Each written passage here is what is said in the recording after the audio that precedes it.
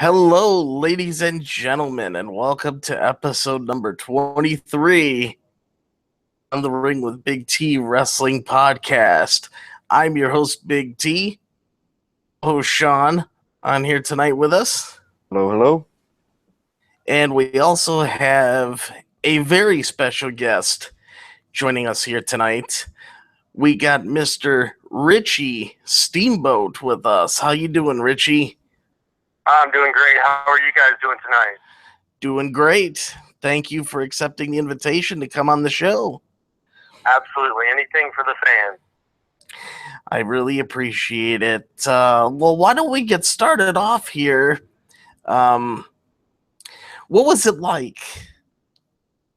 Your life and times in professional wrestling. What was it like growing up, being around the business? Well, as you guys know, my dad is Ricky the Dragon Steamboat, and he had a long career in WCW, NWA, all through the territories in the 70s and 80s, and eventually when everything kind of combined into what we now know as WWE. Growing up, I was in the background, wrestling kids, all the sons and daughters of our great superstars that we think about today, and just really feel fortunate and honored to be a part of that small group of people that got to live behind the scenes and become friends and ultimately become family with everyone. It's a very tight-knit community, and we try and look out for each other the best we can. I'll tell you, it was a great experience. A lot of people ask me, what was it like, or what is it like being the son of somebody that is a WWE Hall of Famer, someone that, arguably had one of the best matches in wrestling history, Randy Savage and Richie Steamboat. Always been the same. To me, he's just my dad. Just like you have a dad, and Sean has a dad, and all of our great fans have parents. We get into disagreements, we argue, we laugh, we love each other. We all do the same thing. To me, he's just my father, and he's been a great dad and a great mentor in my childhood and in my professional career. So people growing up, I've been asked that question a lot, and I've always given the same answer. I just feel really blessed and fortunate to be able to share that experience with all the fans too. Because without the fans, what my father did and what I did and what I do now, none of that would be possible. So I want to thank all the fans, because without them, we couldn't have the jobs that we have. So thank you very much. And thank you, Richie, for doing what you do.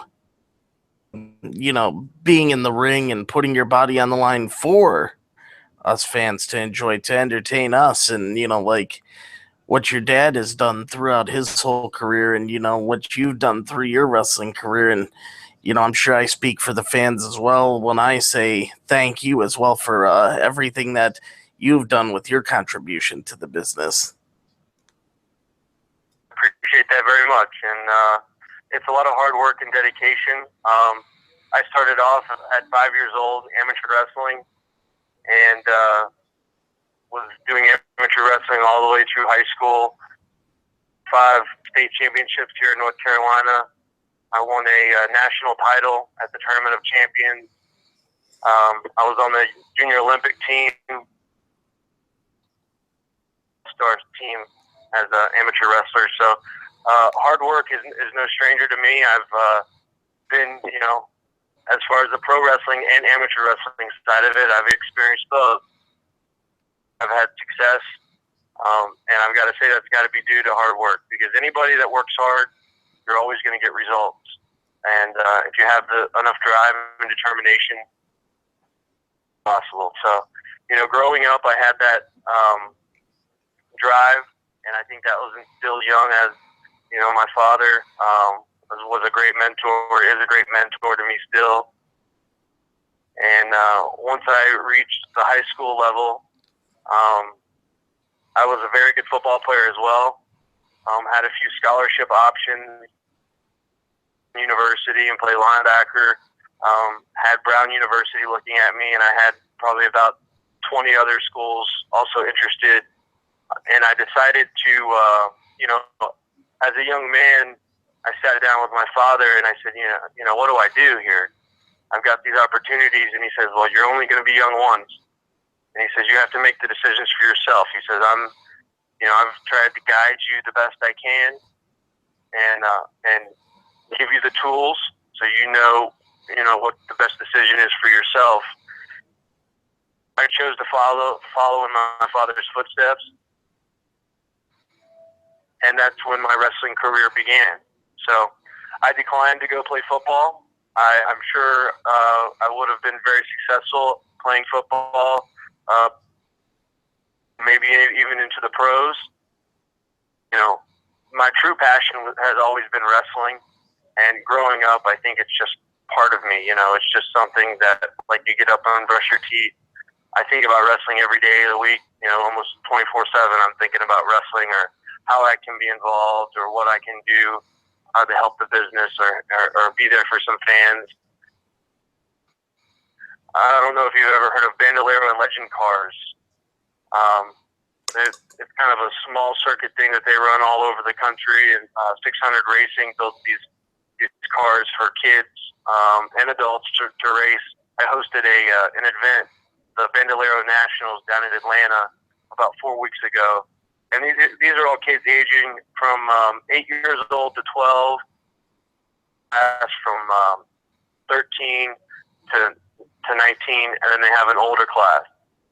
So, it's all about the fans and the kids, and they were kind of doing, the trophies were wrestling belts. So it was really cool. I got to present these wrestling belts to the kids, and they got a great kick out of it. And it's just going back to the fans because, that's what it's about, And when I started wrestling, to kind of get back to that,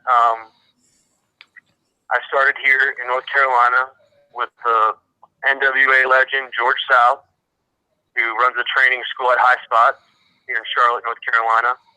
And I trained with George for about 6 months and got some good fundamentals, a good basic, and decided to go out to Missouri and train with Harley Race. I was very fortunate to be able to go out there and trained with Harley Race for 6 months, and just being under, he is such a Hall of Famer and such a legend in our sport, and be able to get his personal feedback from a match was priceless to me,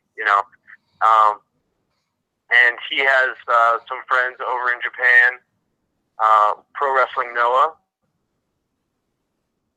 They came over and they were kind of scouting talent, and I was selected to go overseas to Japan and live in the dojo for 3 months for Pro Wrestling Noah at age of 19. So that was quite an experience for me.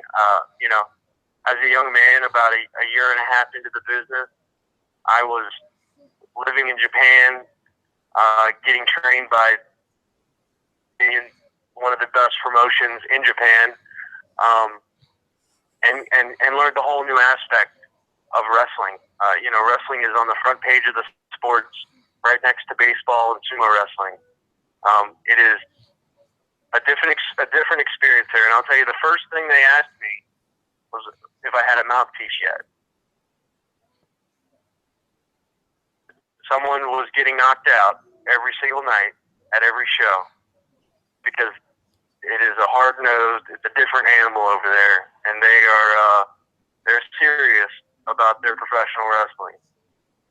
Not to say that we're not serious here, but it's just the Japanese culture has a very high respect and earn your spot kind of mentality. And I learned that really quick, that, as they call a gaijin, an American boy, going to Japan and learning the Japanese style helped me tremendously. From there, I came back to the States I did a little bit of wrestling here around Charlotte for about a month and a half.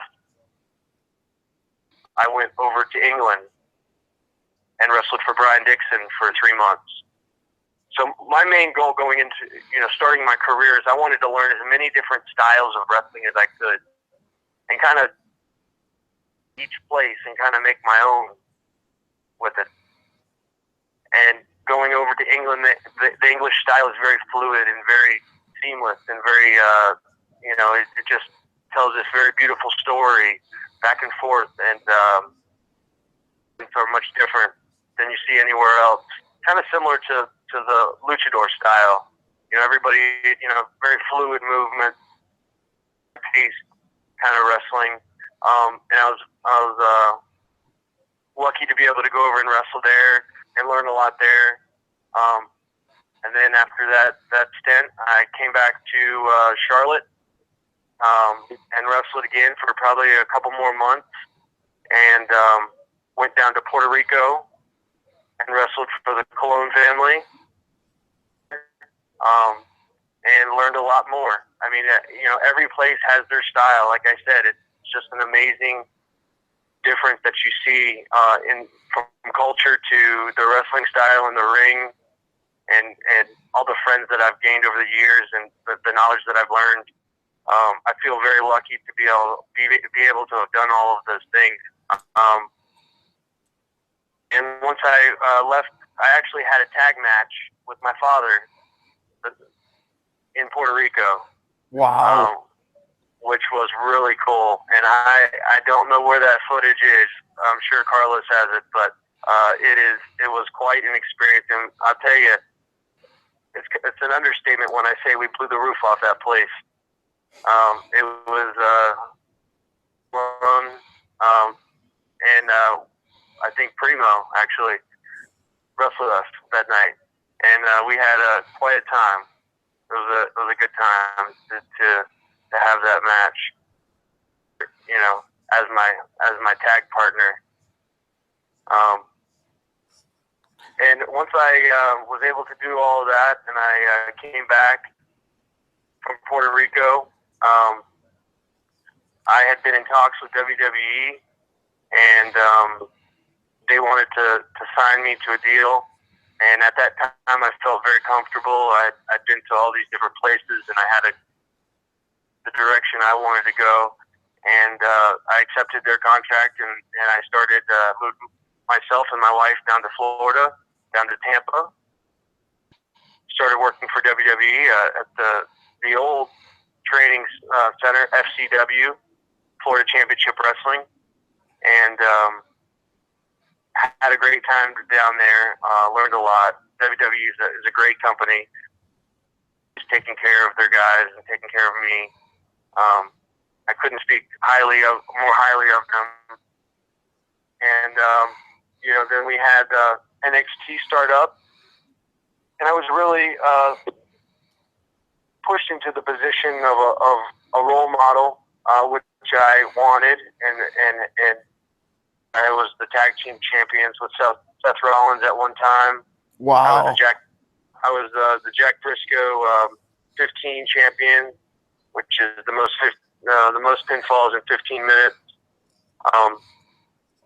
I was the Florida heavyweight champion at FCW. So I was really forced into that role model position, which I was very comfortable in, and had a feud with Cassius Ohno in the beginning, the early stages of NXT, and I was in the semifinals for the first ever NXT championship. And I at a house show. I don't remember the city we were in, but I did a moonsault off of the top rope and landed wrong and didn't fracture, but I herniated 3 discs in my back. And I lost feeling from everything from my chin down. Now I could still move everything. And that was a very scary moment for me. And this was just at a house show. No live TV, no cameras. That took me a few days to kind of recover and get get total feeling back. And I kept wrestling. Feud with Cassius, and it got to the point to where I just couldn't stick it out anymore. It was I was in a lot of pain, and having no injuries at all. We were out there giving it everything we have, and as many people say, they think wrestling is fake, and my answer has always been, well, let me hit you with a chair and see how it feels. Exactly. Exactly. You know what I mean? Let me, you go into a ring and with me for 45 minutes and let's see how fake it is. And those, a lot of people don't understand. It is entertainment, and there is some camaraderie amongst us men. But at the end of the day, we're out there and it's a battle. It is a fight. There's plenty of times where I've gotten in the ring with someone and we have gone at it, especially in Japan. I mean, that's kind of the thing over there.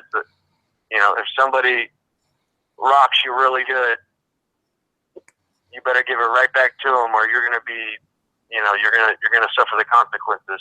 So, so I had the injury, and after a few weeks and talking to the WWE doctors, collectively, the best idea for my career would be to just basically put the brakes on for a moment. I flew up to Pittsburgh a few times and had a few back surgeries done. And basically at that point, I was just doing some rehab, trying to just get my back healthy. And I stayed in that kind of state for probably about, I was really focusing on my back and trying to get it healthy. The pain. Luckily, I'm happy to say today I barely have any pain at all. Got myself back around 215 pounds. I'd like to be around 230, 235, but working out 6 days a week, feeling good. My back feels good, and I really just wanted to take the time for myself and let my body tell me when I was ready to return to the sport. If I was ready to return to the sport. And so I decided to move myself, and at this point I had my first little boy, and moved back to Charlotte, where our families are. My wife and I, both of our families are from Charlotte, and really just focus on family, because I was in 200 cities a year, missing birthdays and Christmases, and I was on the road traveling a lot for quite a few years, doing house shows, and then with FCW and NXT, and I wanted to spend now that I had this opportunity to spend time with my family, with the back injury and all, I wanted to take advantage of that, and I decided to, take a few years off and focus on my family and back healthy. And now recently I've just started doing some appearances. I've got a show I'm doing. I was in Lenore, North Carolina last week doing an appearance, and this coming week I'm in New Kent, Virginia for Classic Pro Wrestling. I'm going to be doing an appearance there, and later next month I will be at WrestleCade here in the Carolinas. So just getting back into, I've missed it so much, and getting back involved in any way I can right now. At this point, I'm not saying I'm going to, and I'm not saying I'm not going to. I love this business, and I grew up in it, and it's a part of my life, and it's something that I want to show appreciation to, and anything that I can do to help the sport, I'm willing to do. I'll tell you, Richie, listening to your whole story and everything that you've been through, and all of the matches and everything that you had, it sounds like you had quite an extraordinary career. It really does. And I couldn't imagine what it had to be like tag teaming with your dad. That had to be one of the most fondest moments you probably ever had, I could imagine. Definitely the fondest moment that I've ever had in the wrestling ring. And making the hot tag to the old man and watching him clean a house, you know, it was a dream come true for me because, you know, I was born in 87, so my dad retired in 94, so I was quite young, and I'd really, you know, I'll tell you, a lot of people, another question a lot of people ask me is there a certain match that stands out to you, you know, as a kid that you watched your father perform in, and something that stuck out to me, and really the one match, it's strange, I don't know why, but the one match that really stuck out to me was the last match he ever had, and that was with Steve Austin. I don't remember the city that they were in, but for some reason that one match, you know, really for some reason just stuck in my head, and I could almost recall the whole thing to you. You know, it was just something that it was just a moment. I don't think that it was released yet that this was going to be his final match, but, you know, as, you know, family, we all knew that that was going to be his final match. He was going to be retiring. And so, you know, definitely, you know, first was the tag team in Puerto Rico. Second would be that final match with Steve Austin. And, you know, it's just been quite a heck of a ride. And I tell you what, I've enjoyed every minute of it, every moment. And I thank the fans very much for everything they've given me, their time and their effort and their cheers. And I hope that the story continues, and it is. I'm doing my best, and I'm out there every day working hard in the gym, getting healthy. I understand it's a young man's sport, but I'll tell you, in 2009, you know, if you can recall Backlash against Chris Jericho, my dad put on one hell of a show. Yep. And you know, got the chance. You still got it. It tells you that you're never too old to come back to the sport. You know, he's taught me at a young age that dedication and hard work and family are the most important things that you can have. So without all three of those, you know, you really have nothing. So. Oh yeah, like I'll tell you, your dad at Backlash 2009. I was watching that show live when he wrestled Chris Jericho, and he wrestled such a great, fluent match. I'm like, wow, you know, Ricky should get back into this full time. He's beating out a lot of these younger guys that are doing it in the ring. He did phenomenal in that match. Yes, he did. He did very good, and did nothing less from him.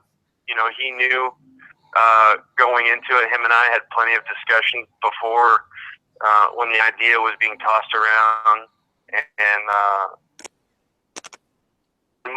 when my dad takes an opportunity like that, and he says yes to it, you know it's going to be good, because he never has done anything, you know, mediocre.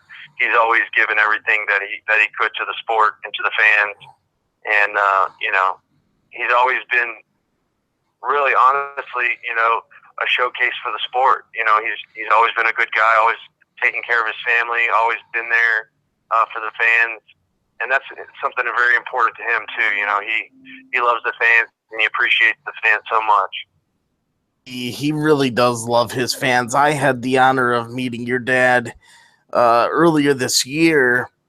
It was in Niles, Ohio, at Wrestling Under the Stars for Northeast Wrestling. And your dad was special referee for a match against Jeff Hardy and Brian Anthony. And down there, and I had the pleasure of meeting him, and just a fantastic stand-up guy. Thank you very much. He loves the sport, and he's just like, you know, the apple doesn't fall far from the tree. You know, we all are we all want to see wrestling thrive and succeed, and for all the fans and for all the wrestlers, this is our livelihood. You know, this is how we pay our bills.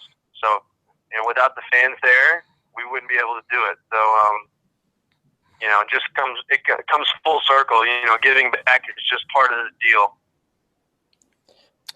Yes, sir. Hey, Richie, Now, real quick, I was Sean just has a question for you. Hold on 1 second. I'm going to turn it over to Sean. So, Richie, I just wanted to say congratulations on your recovery, and on behalf of all the fans, we're wishing you all the best in whatever you do. But I just gotta say, like, your dad being in that, what is probably the standard bearer of every real wrestling fan's favorite match, especially amongst your peers. Like, how is that? I mean, you're in some rarefied air when, you know, all your buddies backstage are probably, you know, your dad is probably their favorite match of all time. And many millions of wrestling fans all over the world, that's their favorite match of all time. And I'm just wondering, like, do you notice are there like fans backstage even with the fellow wrestlers that they're like, oh, I got to meet your dad, this or that?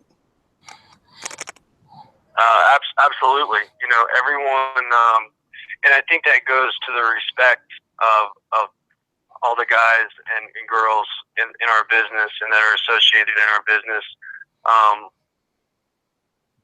You know, the younger generation of wrestler now grew up, you know, watching those matches and being, you know, being excited, sitting in front of the TV and dreaming about that opportunity to get in the ring.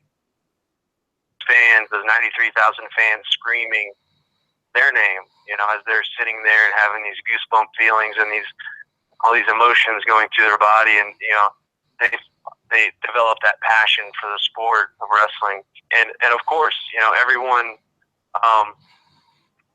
wants to pick his brain, ask him questions, you know,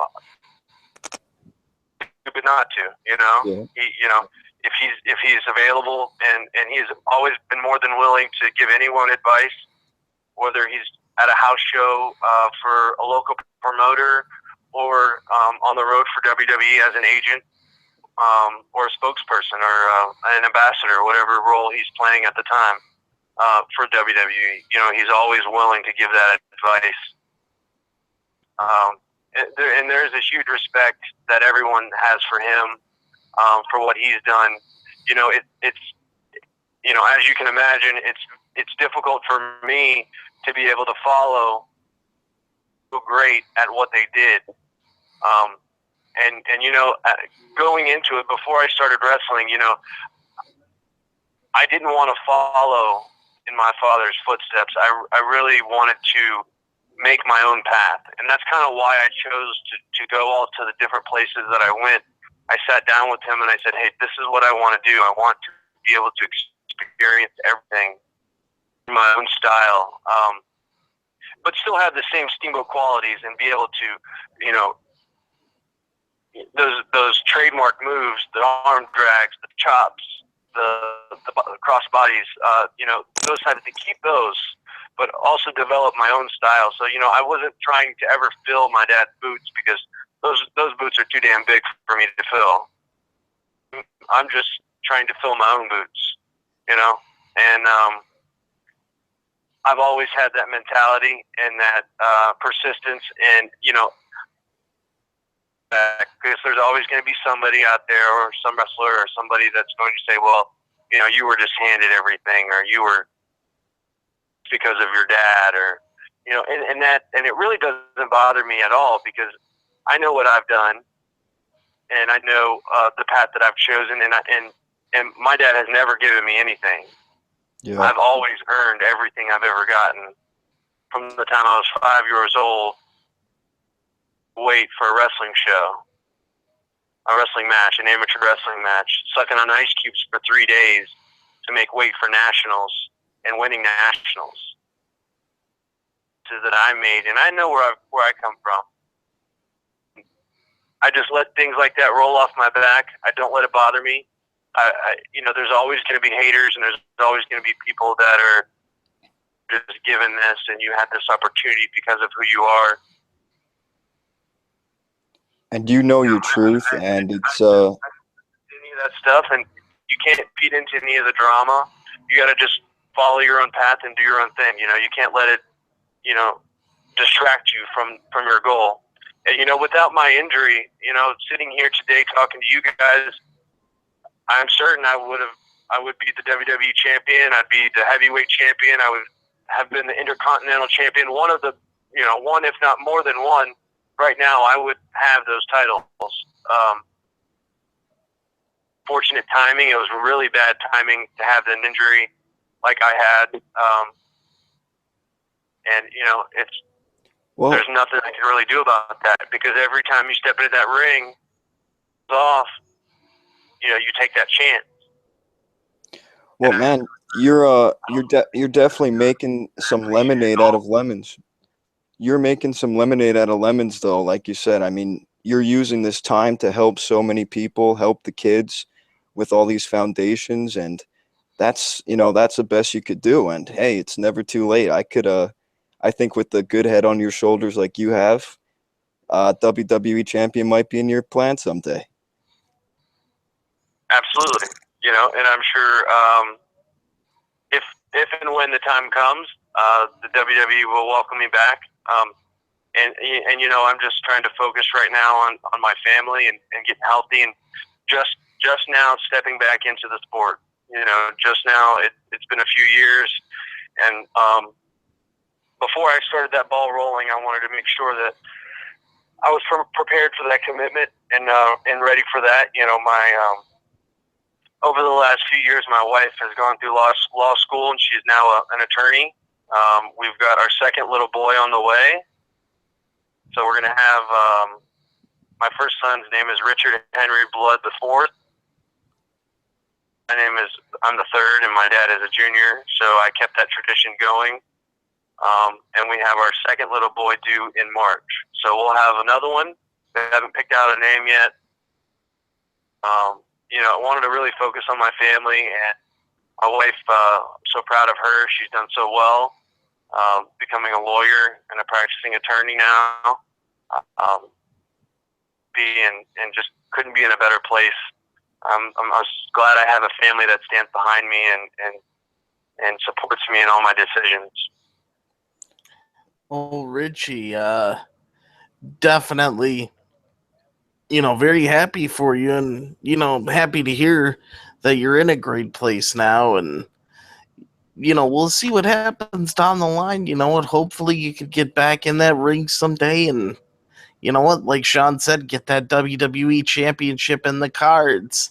Now, if it's all right with you, I got 2 more questions for you, and then we can wrap it up. Don't keep you too long here. But one of the questions I had, and I'm trying to think exactly when this was. I don't know if you'll remember by any chance. I remember there was a time, I think it was in the WCW, when you accompanied your dad to the ring for a match, and I think like his ring attire on, but made it was made for a little a child, like a child Right. version of his ring attire, and you accompanied him to the ring. What was that like, just getting to walk that aisle with your dad as a child? It was quite an experience. And like I said, I've always looked at him as my dad. But seeing the love and the outpour of support, he held my hand or carried me to the ring, that those fans, that all of the fans showed to him, it really felt like to me that he was a superhero. Like, as a kid, it's hard to, think about it any other way than just a superhero. You don't really think of things differently. Oh, well, he's a professional wrestler and this is his job. I've been so fortunate and so appreciative of everything. And it was just a great experience. And I'll tell you what, I still have that costume. I have it upstairs in my guest room, underneath the bed. So I've kept, over the years, I've kept all of my, even the stuff when I was a little kid when I wrestled, professional career as a wrestler.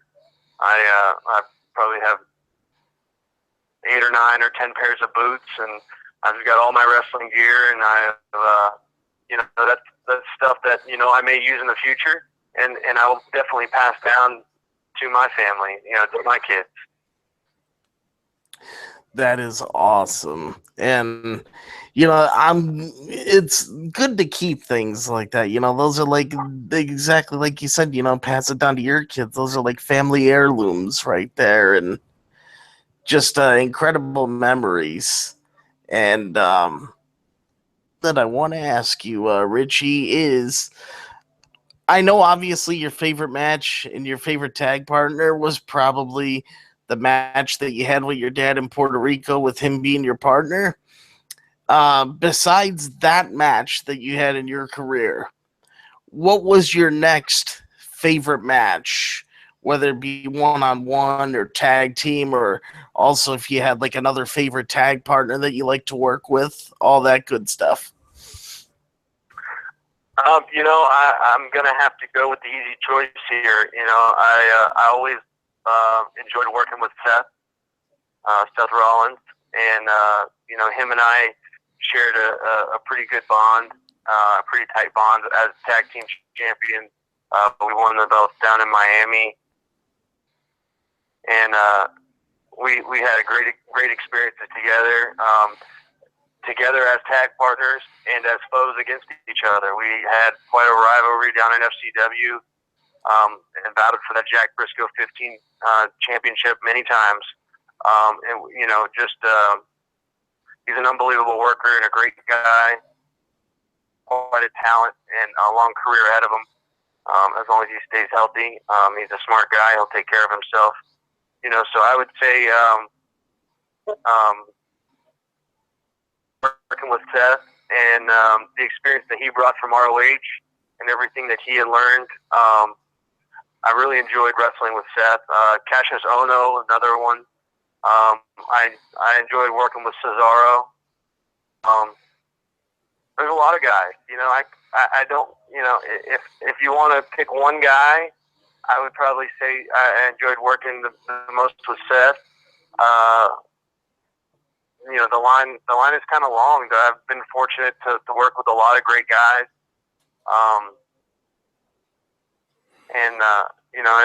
If you want to put one guy in front of the other, I guess I would say Seth. But I feel very lucky and fortunate to be able to have worked with so many great guys. I mean, I've been able to wrestle Bobby Eaton. That was an amazing match. Even though he was a little bit older, it was just being able to get in the ring with Bobby Eaton and listen to him, and tell a great story and have a great match with him. And so I've been very fortunate and very lucky. So that's kind of where I'm at. Real quick, Richie, I just wanted to say, I've been watching wrestling since my dad, with my dad, since about 1993. Ever since I could remember. I was 3 years old, and I pretty much decided in the last couple years that Seth Rollins is my favorite wrestler I've ever seen perform in the ring, and just hearing you speak of him so well just confirms that all the more. And it's so awesome to hear that you guys had such a good bond and such a good time down there in FCW. I wish us fans could see it. I don't know if it exists on YouTube or something, but I would love to check that out. And in closing, I just want to say congratulations so much on your recovery, and best of luck with your growing family. And thank you so much for joining our show today. You're welcome very much, and I appreciate you guys having me on. And this won't be the last you hear of me.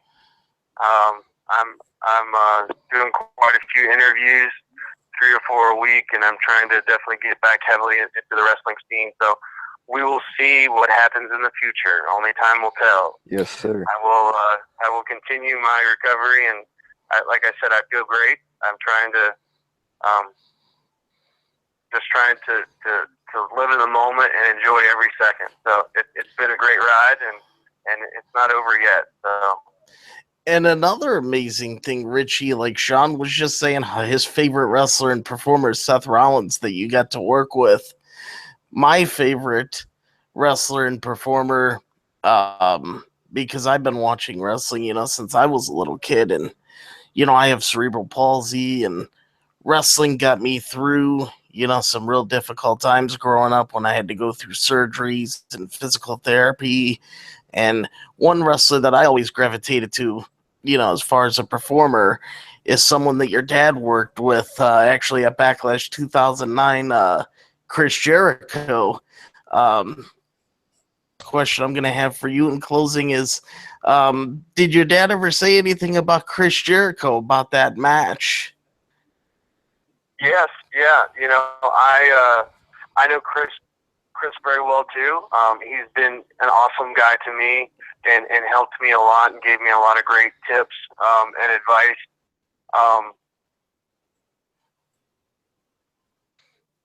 I consider Chris a very good friend, and he's one hell of a wrestler. And being able to talk to him and back and forth about the directions that they wanted to go with their matches, and the way that things happened, it's like, that situation of being a fly on the wall. You could only imagine what that was like, to be able to, with two geniuses together, and putting, such an artful match together, and being able to, and give it everything they had, and the respect they have for each other, is just immense. It's unbelievable. So I can't speak any higher. Chris Jericho's an awesome guy, a good friend, and he's always been great to my dad, and it's just, he's a really good guy, and he's one hell of a wrestler. So, you get those two in the ring together, and you're going to have a great night. Oh, for sure. Magical. Richie, want to say congratulations, on your road to recovery, and I hope to see you back in that ring days. And I just want to let you know, ever have something, like an event or an appearance that you would like promoted, feel free to shoot me a message at any time, and let me know what you're doing, and I'd be more than happy to promote, your appearances here on the podcast. Absolutely, I appreciate that very much, and I'd like to say again, this Saturday night, I'm going to be in New Kent, Virginia, for Classic Pro Wrestling, and we've got an all-star lineup. It's going to be a great night. Tickets are almost sold out. We've got about 500 seats sold out right now, and we might be turning people away. It's going to be really busy. It's going to be a fun night. So that's in New Kent, Virginia, and that's this Saturday.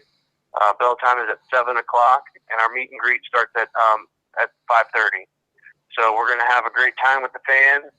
We're going to take some awesome pictures. We're going to have fun, and there's going to be a great show. So if anybody in Virginia or in the surrounding area wants to make a drive to New Kent this Saturday, we're going to be there. Sounds perfect. You heard that, fans. Make sure, if you're in the area, go and check out Richie.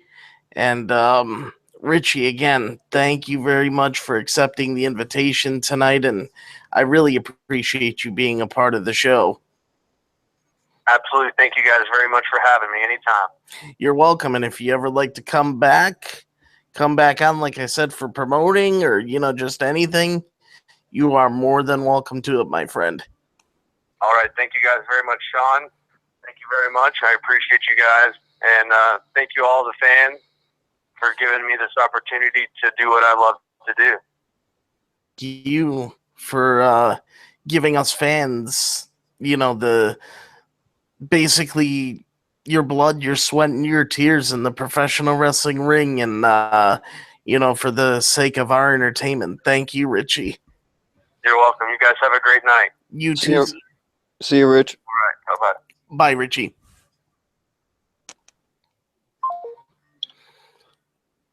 All right, fans. Well, there you go. Actually, we got a good 45 minutes solid there. We're still on live, Sean. Is there Yo, your audio just cut out. Perfect timing. Oh my God. Big T was asking, anything I want to say? I want to say God bless Richie Steamboat. He is an incredible testament to why people love professional wrestlers and why people love professional wrestling as a sport and as a form of entertainment that is top class of an individual that you just heard speaking with us here on Beyond the Ring with Big T Wrestling Podcast. I am just in absolute joy right now, man. That was really special. And yeah, I could hear you, and I'm just going on still about this, man. I mean, it's so remarkable to hear the insight of someone who lived through, their father being in the golden generation, them being a part of the rebirth of this new generation of what I would consider being platinum. I mean, let's hope so. Let's hope WWE lets this generation prosper and flourish. But man, oh man, that was something very special. And again, thank you, Richie Steamboat. You are one hell of a guy. Yes, Richie Steamboat.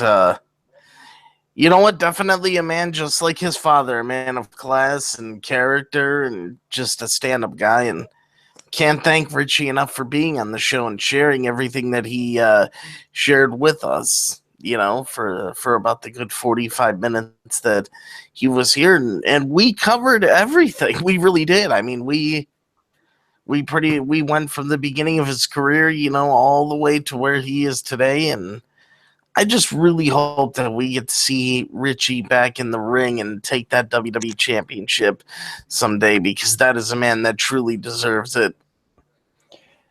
Yeah, and I just am so curious now about this rivalry and tag team with Seth Rollins. I mean, that is blowing my mind to think that we could possibly, hopefully, have that rekindled somewhere in the near future would be absolute dream.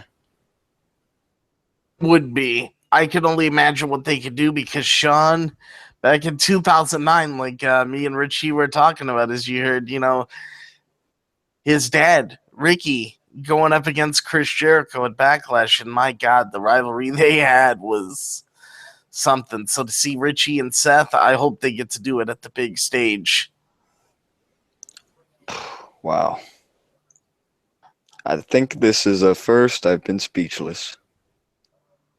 I kind of feel the same way, It's like, sorry, everybody, if you're listening. I know we're still on air, but this is just this is something incredible right here.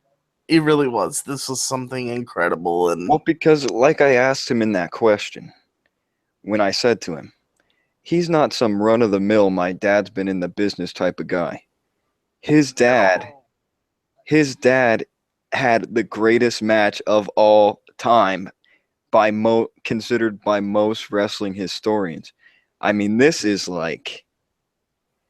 a real legacy that needs to be respected and honored, and it's such an honor to be able to talk with him and hear him out about what this business means to him, what the fans mean to him, and all the journey that he spoke of so greatly, that I really think people need to realize and respect that just because you're born into the family you're born into doesn't mean that you get everything handed to you. I mean, this isn't the royal family we're talking about. This is WWE. This is a business. They're only going to put you there if you deserve to be there.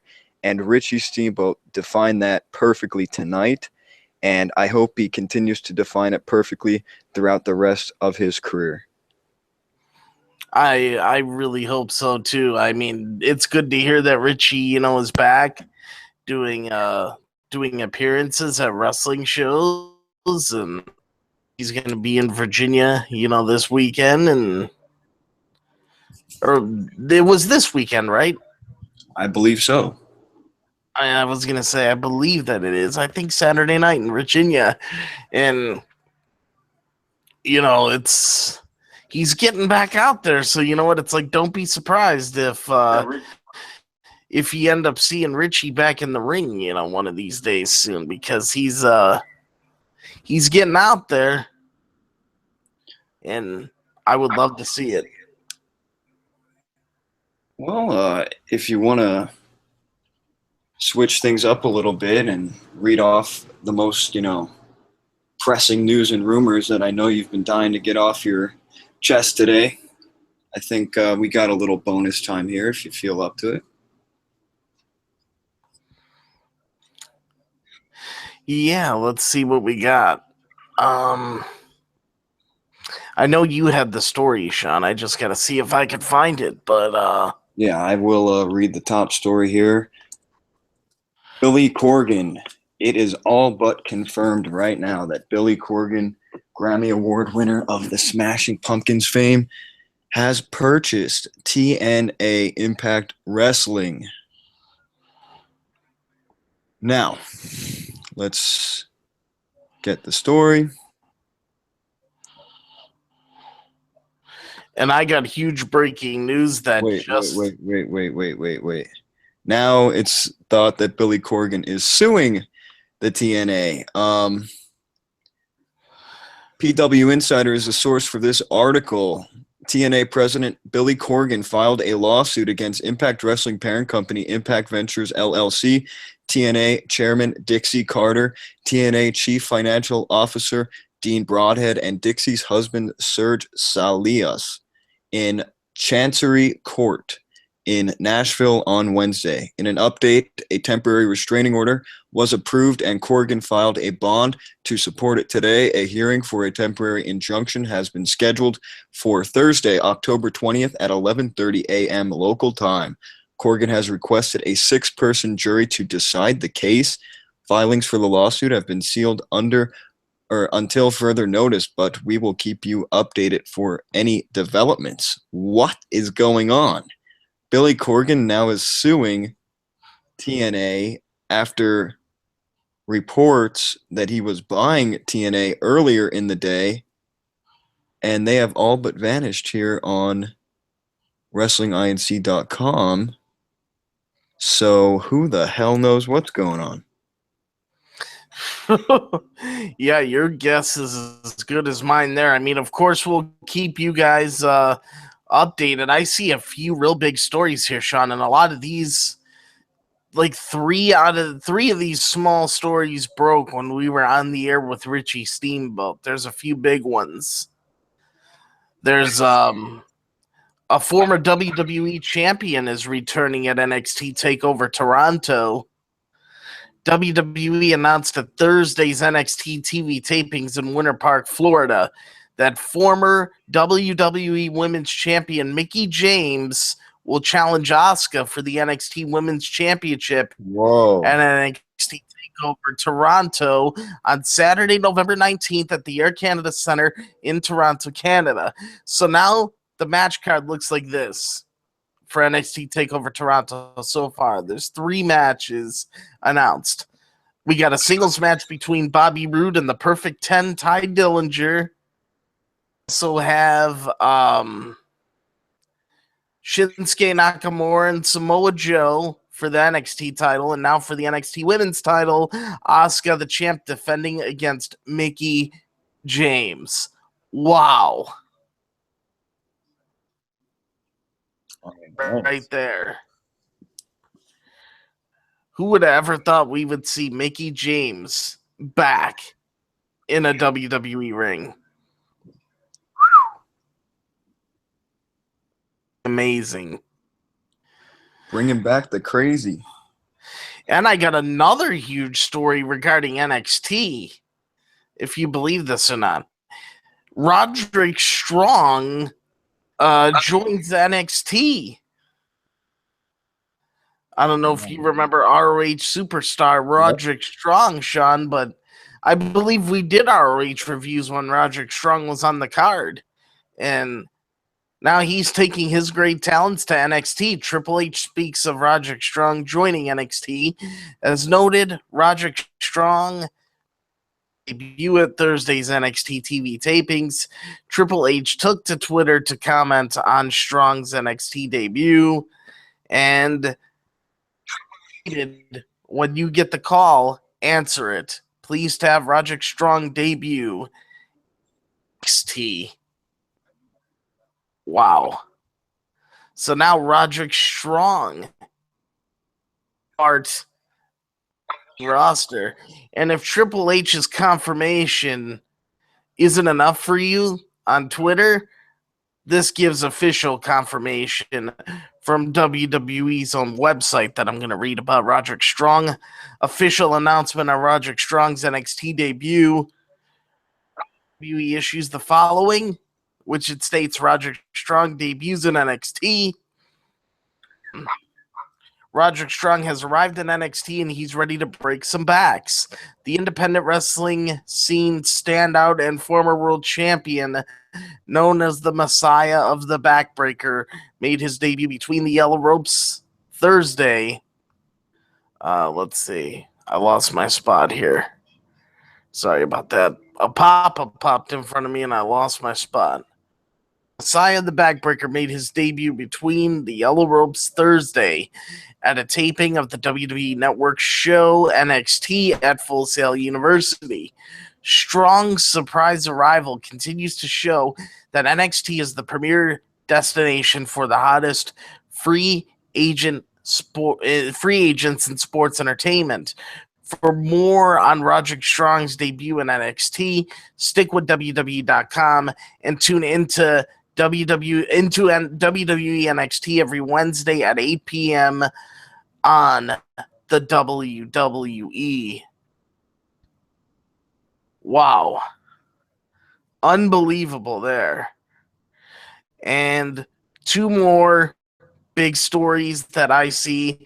What do you think of the whole Roderick Strong situation, Sean? And Mickie James situation. Let's see, is Sean still with us?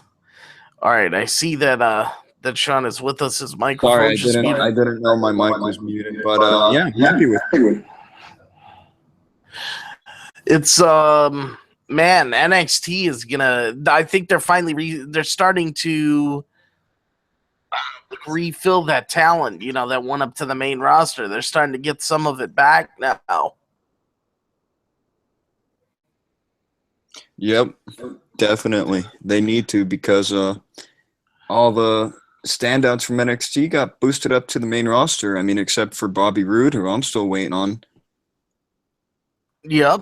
And you know what? He's going to be taking on the Perfect 10, Ty Dillinger, who's been down there in NXT for a while. Ty Dillinger's got to be due to get the call up soon as well because he's been down there. Bobby Roode's been down there.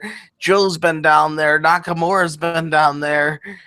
So, it's good to see that they're bringing in like Roderick Strong and they're trying to bring in Mickie James, to feud with Asuka. I think this is perfect. Let's see.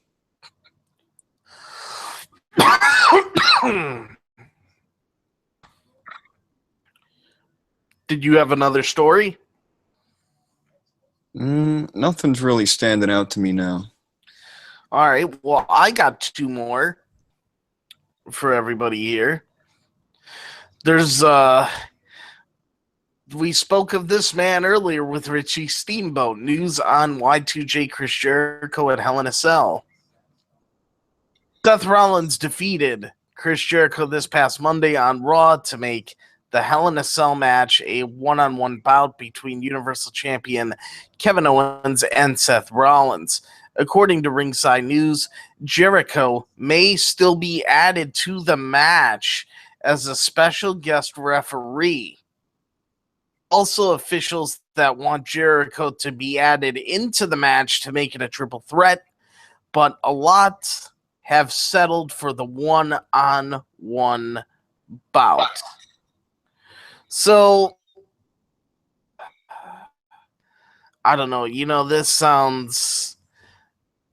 If they have Jericho as the special guest referee, I mean, I think the best thing would be throw a monkey wrench into the plan and have Jericho screw Owens and have Rollins get the belt back. If you have a triple threat, I would say if Jericho turn on Owens and start like a feud, going into the cell, then Jericho could leave for a while, come back and feud with Owens, because the rumors have been running rampant that Jericho is going to be leaving to record a new album with his band Fozzy right after Hell in a Cell. Sean, what do you make of this? Well, I think it's safe to say I want Rollins to win. That's all I really care about. Yep, I'm with you on that one. I want Seth Rollins to get that title and I hope back. Rollins destroys Owens. I hope they go up to the top. I hope Rollins throws Owens off the top through the announce table. I don't care what happens. I want Rollins to destroy Owens, and I want Rollins to walk out on top. You know what would be the most awe-inspiring move for Rollins to do, don't you, Sean? Frog splash. I already know. You're close. I was thinking lay out Owens on the announce table. Rollins could go up top and do a Phoenix splash off the top of the cell through the announce table. That's a dream and a half right there. It's like I would really want it to happen, but I guess I could dream for now, though. Man, that's a good dream to have, though. Definitely, for sure. So, how should we end it here tonight? Let's see. Well, I got one more news story. Okay. I got one more news story before you could put the finishing touches on it here. Additional details on Goldberg's WWE return. So there are additional details coming out here. And this says, according to the Wrestling Observer newsletter, WWE and Goldberg finalized a deal about a week ago. Will make his WWE return next week to respond to Paul Heyman's challenge. At this moment, Goldberg will only be wrestling this one match, but that could change depending on his performance and crowd reactions. Goldberg and WWE did indeed sign a deal last week. As of right now, Goldberg's only doing one match, but again, depending on Goldberg's performance and the crowd reaction of Goldberg. Sean, I'm trying to figure out how to put this together. I think Goldberg will do just fine. I think Goldberg's going to get a good crowd reaction, and I think we may see Goldberg, again, unless Goldberg will just be happy with the way that this match goes with Lesnar and then be done with it. But I'm assuming this match will have to take place at Survivor Series if Goldberg is already going to come in this Monday coming up on Raw. How do you feel about all this? Well, I definitely think this is the best way to end the show here tonight. It's earth-shaking momentum of news here in the wrestling world. I mentioned it the other day. I'm going to stick to my guns here and say I'm sort of indifferent. Lesnar, Goldberg, it'll be an attraction, but it will not be a clinic. It's just going to be an attraction mainly, which is cool. Those are some of the best things in the WWE. the way they build these attractions, and that's the key. I get so annoyed when they have The Undertaker come back for WrestleMania, and you see him maybe 2 times in 3 months before WrestleMania. And it's like, you're not doing yourself any favors. You have these people under contract, and if you don't have them under specific contracts, then you shouldn't do this unless you could get them at least 5 or 6 Monday Night Raws before the event. I hate when they just basically talk up an event and then the match is really not that good. And it's just more of a spectacle and an attraction where you could build up some serious heat. That's what Raw is for, is to build this heat. And I'm just getting nervous that they're going to yet again give these part-timers, in Goldberg's case, give this returning person an easy pass right to Survivor Series. He'll be on Raw this week, and then you won't see him again until Thanksgiving. Just like Lesnar. We probably won't even see him until Survivor Series. And I despise that so much because I find it to be very, just very bad management. You're going to build up this main event and not give us good television to convince people to watch it? Are you kidding me? Well, that's true. We lost your audio. But, yeah, so Goldberg and Lesnar, it's cool. No doubt about that. I mean, I don't think anyone would say they're not looking forward to it. I'm just saying, give us something to sink our teeth into. Give us some backstage heat. Give us some, some throwing people off of a bridge a la Austin. I mean, this is what you have to do. You have to build up intrigue with new people. There's a whole new generation that have no idea who Goldberg is. And a lot of them hardly even know who Lesnar is, except for the guy that beat The Undertaker, because he's never on television. You have to... You can't expect to have a 5-star steak if you just go to the farm and put it on a plate and say, here you go, here's your steak, you want it. It's not going to be 5-star because it's not prepared right. Just because it's a steak doesn't mean it's going to be good. Sean, you definitely hit the nail on the head with that one, because like I was going to say before my audio got cut out here, is you're not dealing with one. Like when it was Bray Wyatt and Undertaker, Bray Wyatt was still there to do all the work, full-time wrestler. Same thing with Shane McMahon. He was on Raw along with Vince was mainly the one there the most to build towards that rivalry. But now if you think about it, there's no even middleman for this. Both men are part-timers, performers, and Paul Heyman's a part-time manager because he works with Brock Lesnar. So all 3 key components in this feud are part-timers.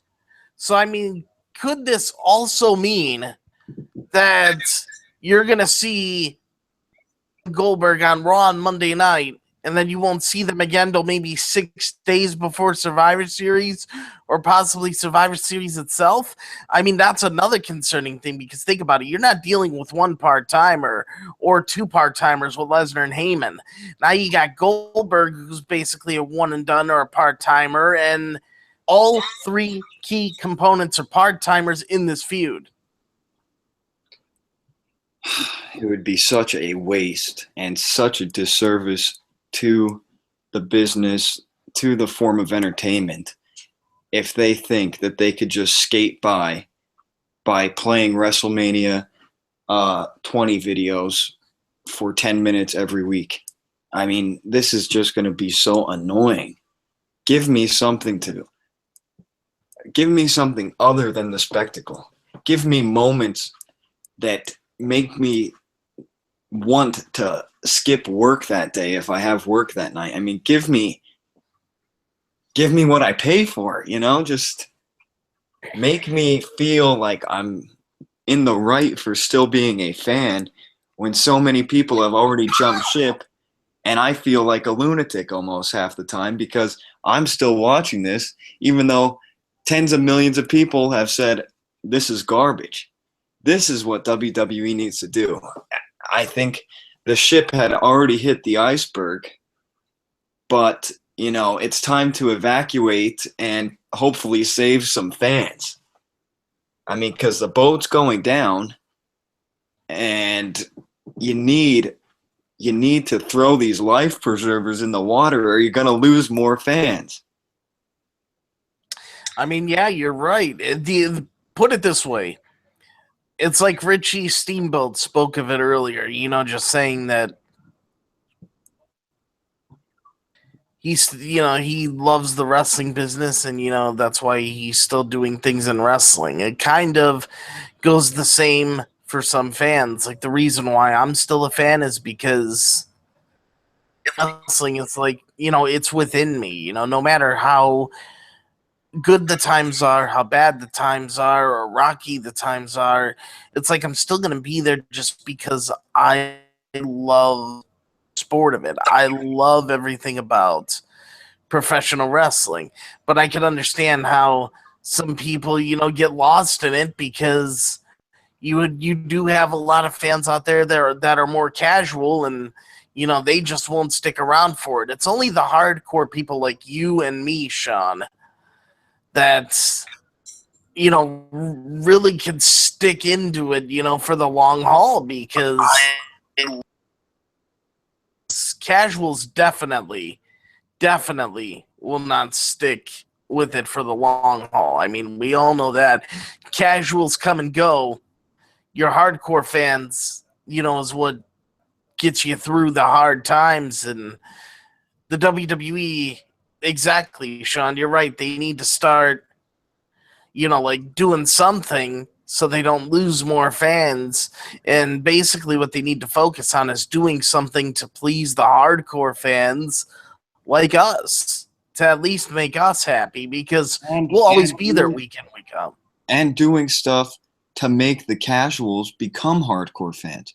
That's what they're missing, is they rely so much on us that they don't even bother and doing all that they can for for our interests, and let alone they don't even consider bothering in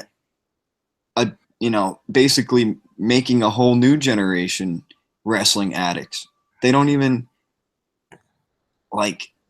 it's just so confusing as to why they act like everything's okay when millions upon millions upon millions upon millions of people have jumped ship, and they act like everything is fine. We're doing the right thing. Our hardcore fans are crazy and they don't know what they're talking about.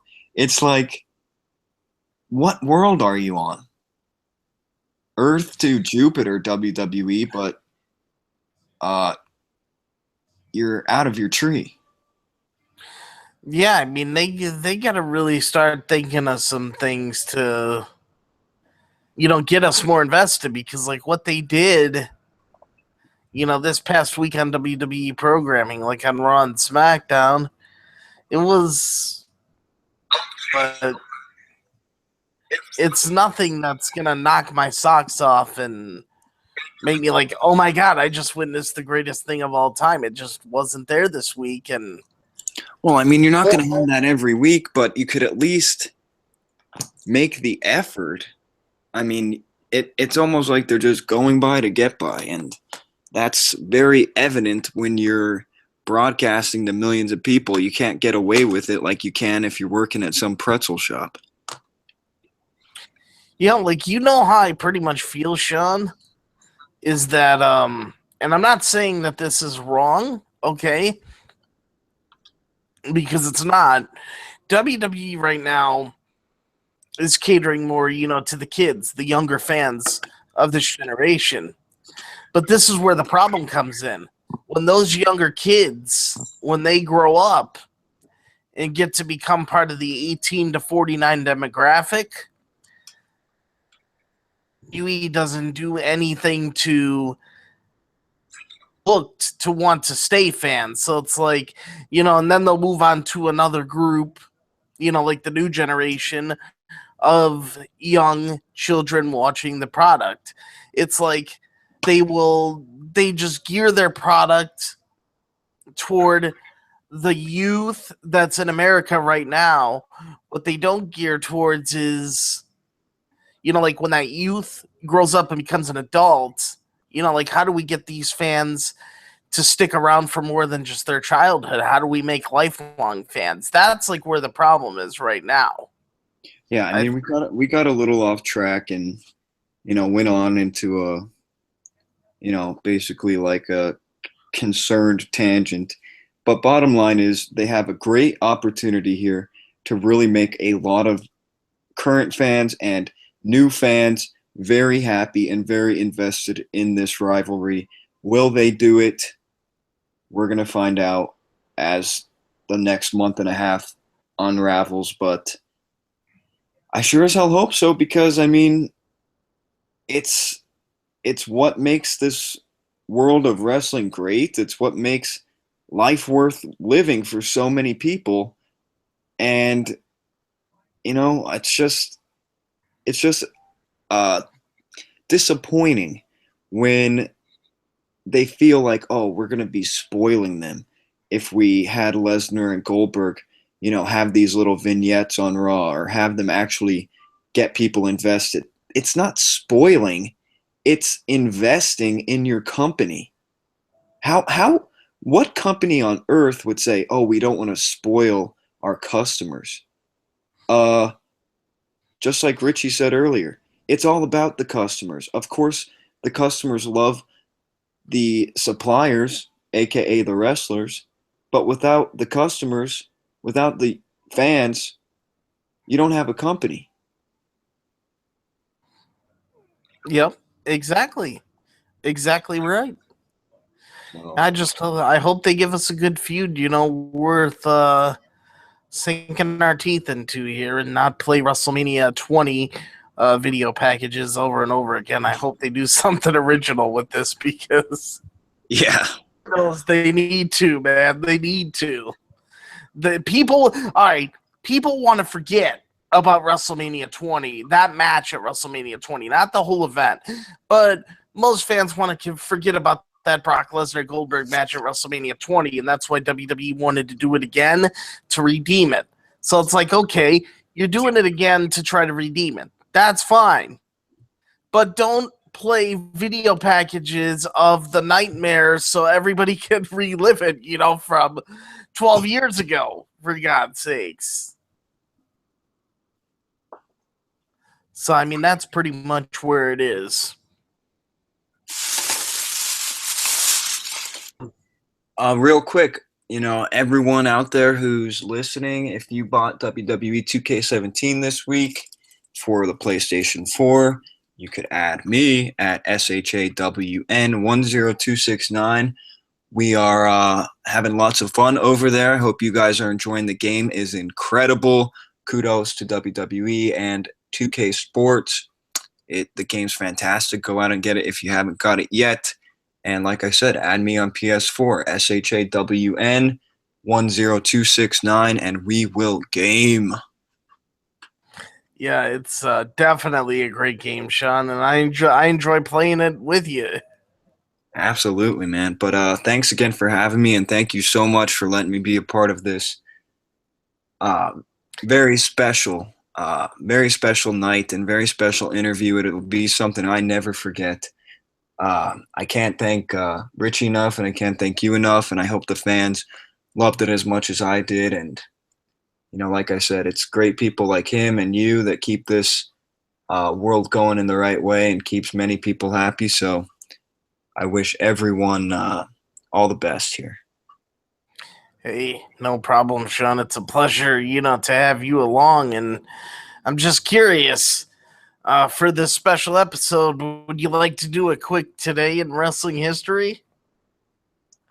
Well, I'm actually making dinner right now, but we'll definitely have that on next week's show. I was gonna say we'll be back next week for episode number 24.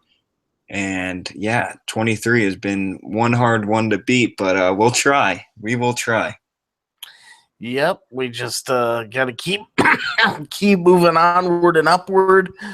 Um, I'm in always trying, to get things together for the show, and I got a couple more things, that I'm trying to get through right now. A couple more people I'm talking to, but I'm not gonna name names as of yet. And we'll see if something else big happens on the podcast within the next couple weeks. But yes, sir. Sean and I will be back next week with episode number 24. This has been episode number 23 of the Beyond the Ring with Big T Wrestling podcast. And a big thank you to Richie Steamboat for coming on the show with us tonight and talking with us all about his great career in professional wrestling. Richie, all the best to you. And Richie is also going to be in Virginia this Saturday.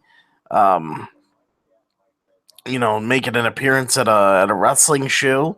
I wish I would have marked it down in front of me so I could have told you guys the name again right off the bat, but it's on the podcast during the interview if you want to go back and take a listen of it. And then once when I listened to it back and I listened to exactly what the name of the show is, I could even put that in the description for you guys because I know he told me and I remembered the name. Something pro wrestling. But anyway, I'm sorry that I don't have the name right off the top of my head. But it's been a great show. Sean, you Yes. still on there with us? So just telling the fans, sorry, I can't think of that name. I know. It's in Kent, Virginia this Yeah, Saturday. yeah, Kent, Virginia. Okay. Well, So we'll listen to it back and I'll put the name and stuff in the description. But I know Richie plugged it a couple times. He's got his appearances going together and he's just doing a great job. And, hopefully we can have Richie back on in the show in the very near future. But until then, that's been all for episode number 23. And then next week we're moving on to episode number 24. And then, let's see, it's not Hell in a Cell week as of yet, so we'll just be doing your basic Raw and SmackDown recaps and your news and rumors. And then the week after on episode 25 will be your Hell in a Cell predictions and all that good stuff. But we'll have a big Raw to basically recap for you with Goldberg making his WWE return, so a lot of good stuff in the works. But we're going to send you on home into the sunset with the two-time TNA World Heavyweight Champion EC3 is going to send us on out into the sunset and close out this historic episode number 23. And hey, episode number 23 is a good number because 23 is also the number of LeBron James right here in Cleveland. He wears that number proud, and 23 was a historic episode for us. So thank you, everybody, for joining us, and we will see you next week for episode number 24 of the Beyond the Ring with Big T Wrestling podcast.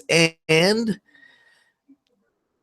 episode number 23, we're going to send you off with Mr. EC3.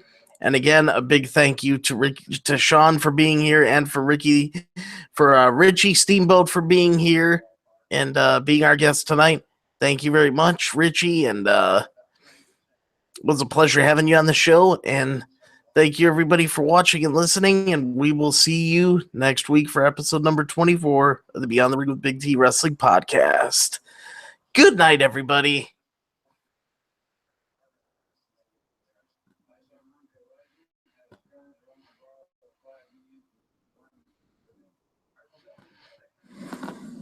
Well, this is EC3 of TNA Wrestling, and you are so very fortunate because you are watching Beyond the Ring with Big T